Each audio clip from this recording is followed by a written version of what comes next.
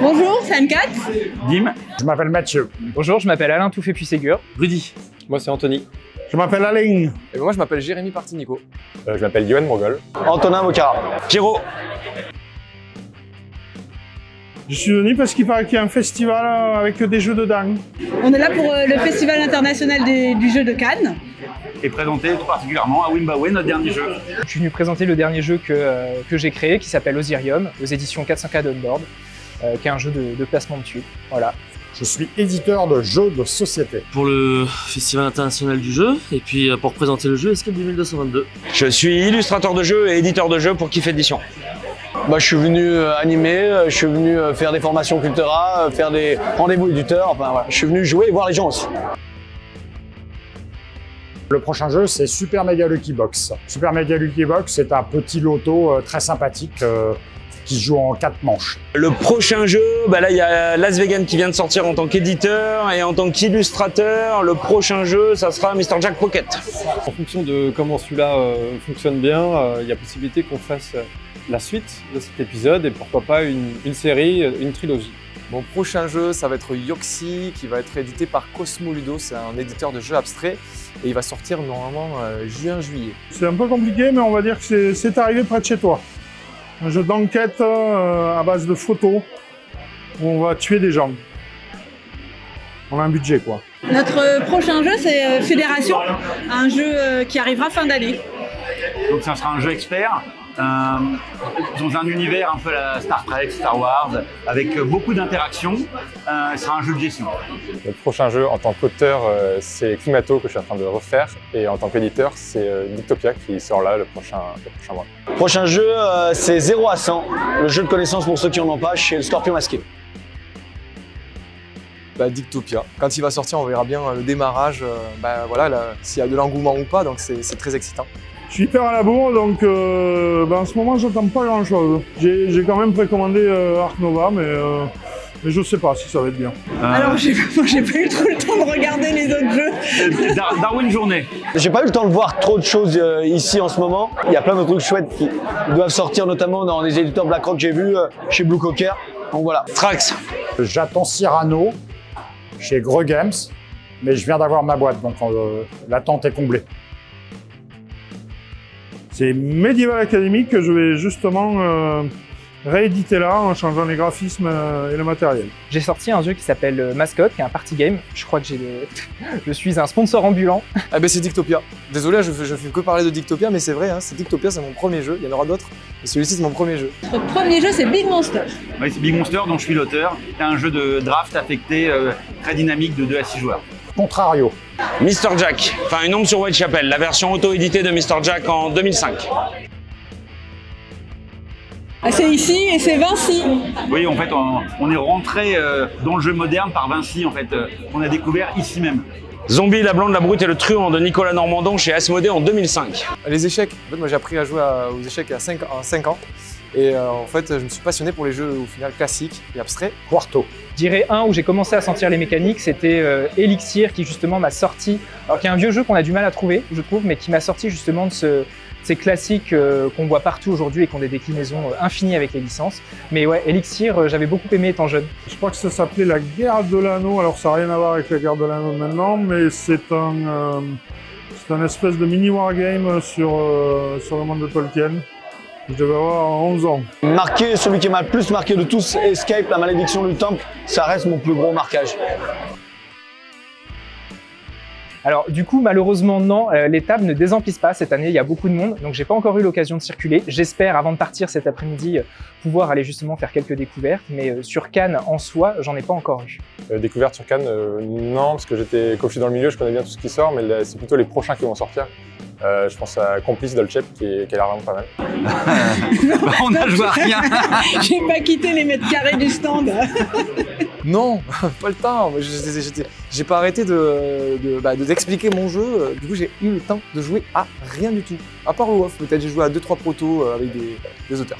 Alors ça aurait été bien si j'avais joué à des jeux, mais j'ai pas joué à un seul jeu, donc non, du coup. Non, j'ai pas eu le temps de jouer, mais j'ai découvert plein de gens, et ça c'est des découvertes aussi. J'ai pas joué à Cannes en 2022. La première fois où on est arrivé avec un proto de Big Monster et on a été accueillis au off avec plein de belles rencontres qui sont restés des gens avec qui on est toujours en contact. On a eu la chance de bénéficier d'un petit passage à la télé qui nous a mis en évidence avec Big Monster. C'était en 2019, il me semble, c'était la première fois que je venais à Cannes en tant qu'auteur pour présenter un prototype. Et j'ai pris beaucoup de plaisir en fait à aller au off pour voir justement comment ça se passait. C'était la première fois. Le premier off peut-être. On était 30 dans une petite salle en bas et voilà. Ça ne rajeunit pas non plus ça. La soirée chez BlackRock hier où on a chanté toute la nuit.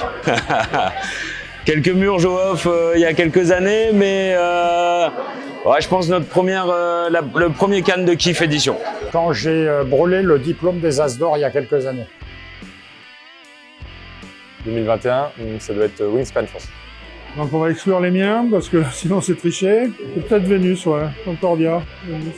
On a beaucoup joué à nos proto-fédérations notamment et après des jeux des Diamants d'Or en fait. On a joué comme Imperial Steam, Art Nova, Coffee Trader. Petit jeu de cartes aussi, je pense que j'ai beaucoup joué à Caro Combo. Oui, depuis longtemps. Depuis longtemps, ouais.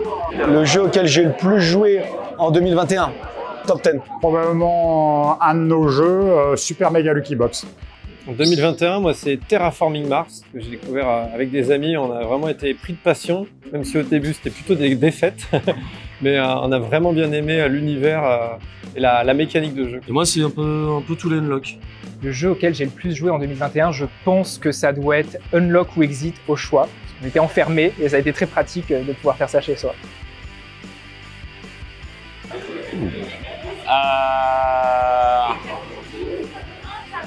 L'hippogramme. Là, je fais un peu corpo, mais ouais, l'hippogramme. Le nôtre. Tiens. Mot malin chez Bleu Orange.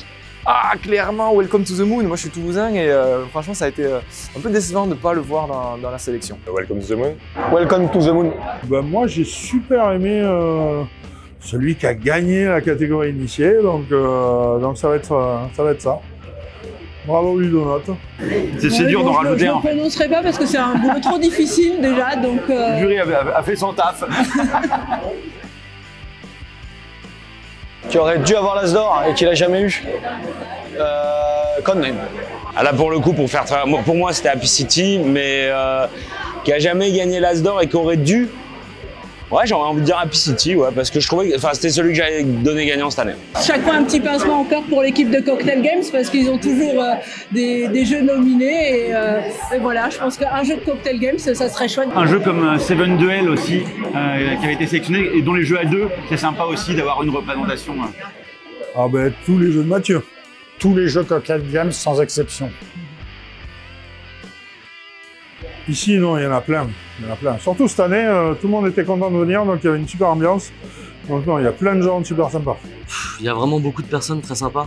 Mais si on devrait être vraiment sympa, c'est notre distributrice. Mounia. C'est hyper dur à répondre. Franchement, j'ai envie de dire Théo Rivière, parce que je trouve que c'est un auteur qui est vraiment bienveillant, qui aide tous les nouveaux auteurs. Moi, je dirais Théo Rivière. Anne-Cat de Explorate. Enfin, sympa, tout est relatif, mais comme elle sautille derrière vous, du coup, c'est Anne-Cat.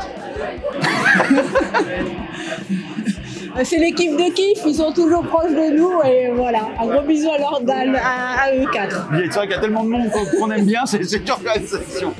La personne la plus sympa du film, je dirais Aristophanis, qui m'a conduit ici et qui était très sympa et qui s'occupe de beaucoup de choses. Les deux organisatrices, Maëlle, Cynthia et également Service Presse. Oh, alors là, je sais pas, moi, j'aime bien tout le monde. Hein. Enfin non, pas tout le monde, mais j'aime beaucoup de mon compte.